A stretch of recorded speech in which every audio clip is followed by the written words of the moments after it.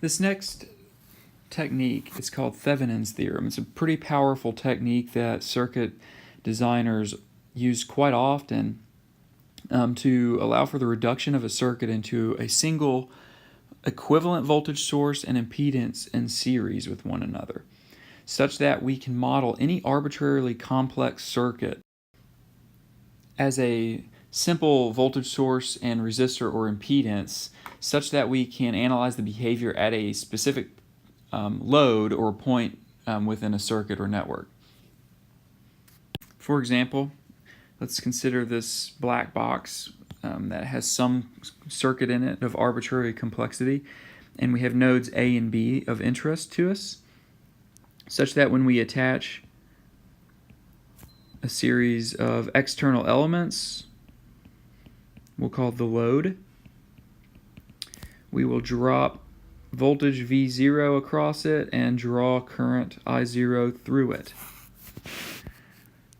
We are going to model this complex circuit as a single voltage source called VTH for the Thevenin equivalent voltage, and resistor or impedance. This can be done in the frequency domain as well, but for now we'll just consider them as resistors.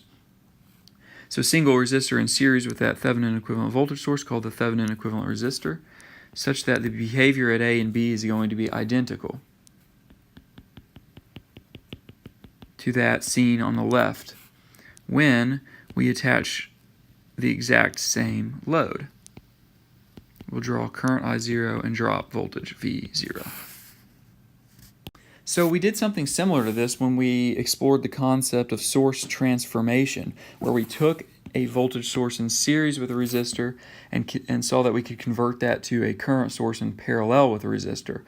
And we did a problem where we kept doing those source transformations and then would use concepts of source reduction and equivalent resistance until we got to a simpler form of the circuit. That is a pretty inefficient way to solving a circuit, but it showed us that this is a possibility.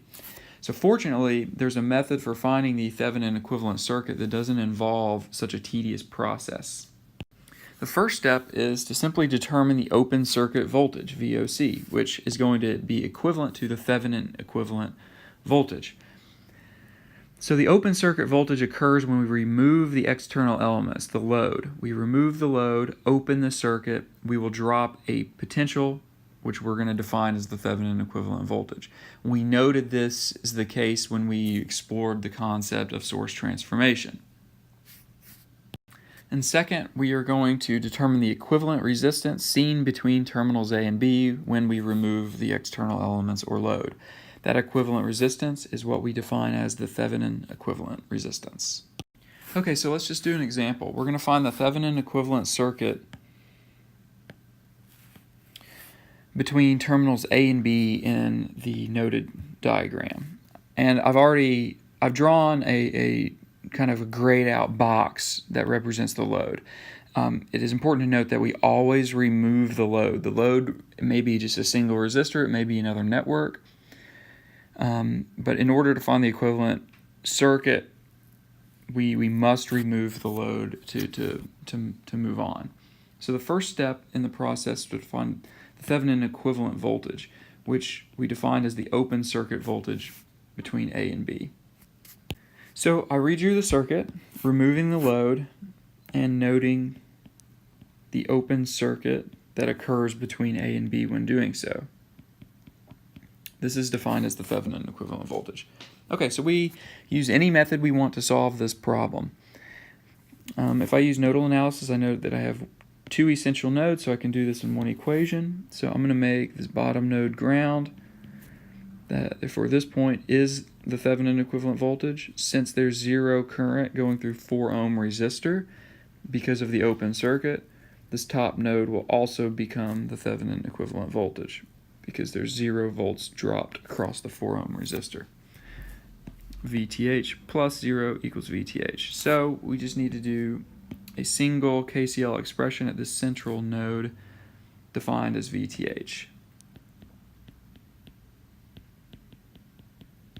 First, the current through the 5 ohm resistor will be given as VTH minus 25 over 5. The current through the 20 ohm resistor is VTH minus 0 over 20. And all that must equal 3 amps, which is the current going into that node. And again, noting that 0 is going through the 4 ohm resistor.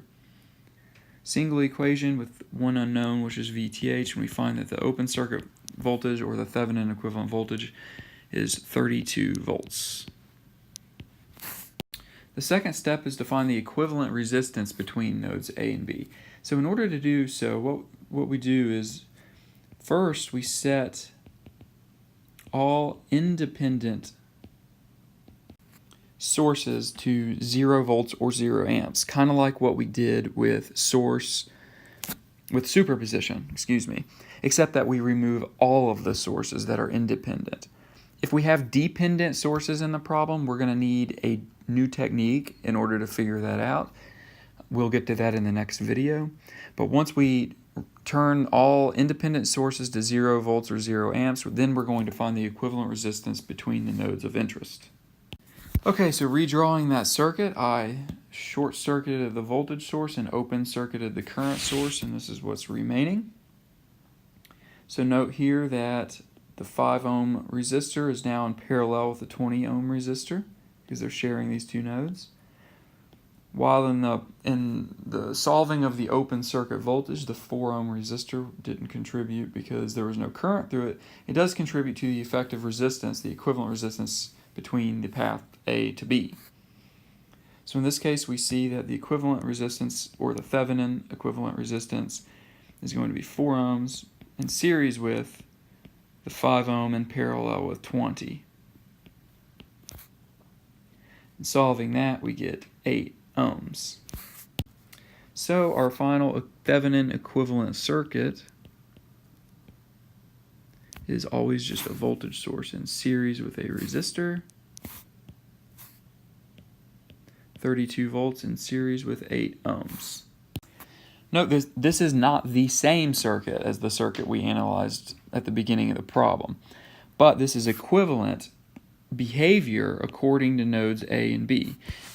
Also, note why we call this the Thevenin equivalent voltage the open circuit voltage, because when we don't have a load on this, the voltage that we observe between A and B is simply 32 volts. And that's because currently in open circuit there is no current going through the circuit. However, when we apply a load to nodes A and B,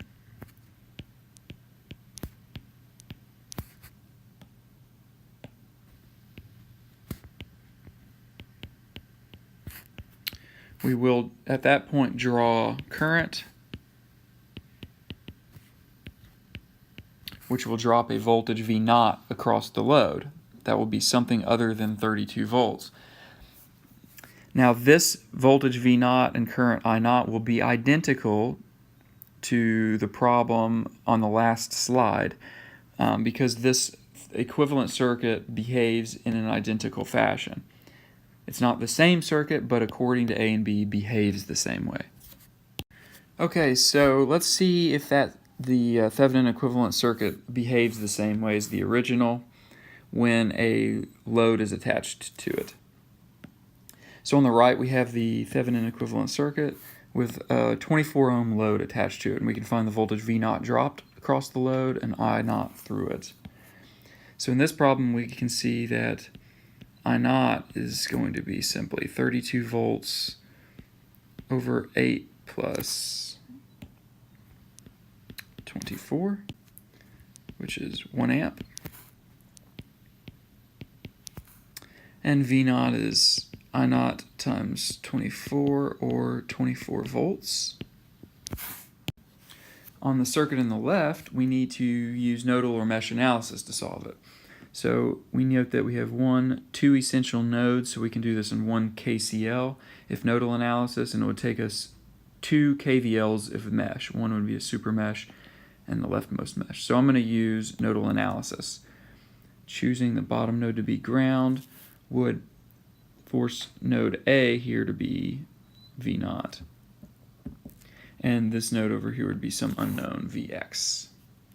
So KCl at Vx is going to be the current through the 5 ohm resistor would be Vx minus 25 over 5.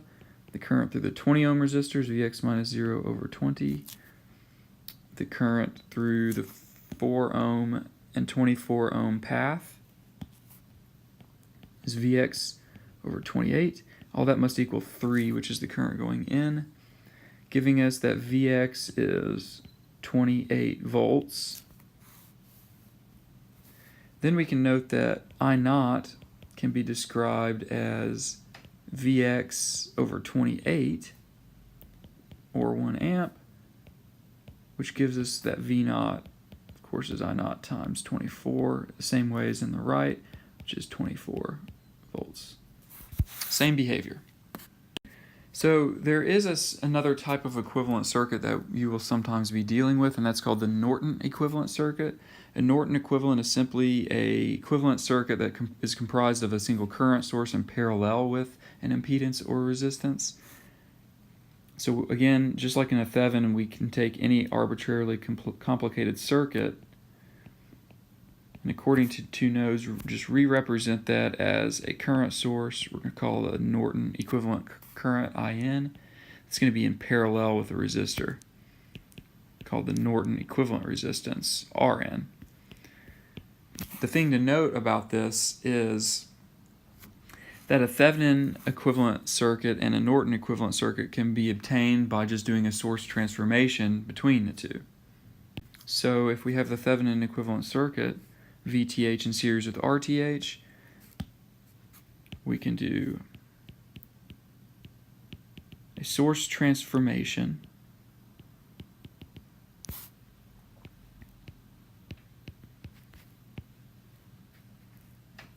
to the Norton equivalent circuit, where Rn is just equal to RTH and In must equal to VTH over RTH. I think this is the simplest way to find the Norton. You can find the Norton directly, and I'll kind of highlight in red here that method. I'm not going to go over it, but you're welcome to explore that option if you feel comfortable enough with that. If not, become very familiar with finding the Thevenin equivalent circuit and excel at that, and simply perform a source transformation to get to the Norton. In short, though, what you do to find the Norton directly is note that the Norton equivalent current is what we call the short circuit current. So what we do is we take the original circuit and we short the node A to B. We connect that with a wire. And when we do that, the current that goes through that wire is called the short circuit current, or the Norton equivalent current. For example, if I take this circuit and I go ahead and short A to B, note that Rn is now shorted, so no current will go through it, and all In will go through nodes A to B.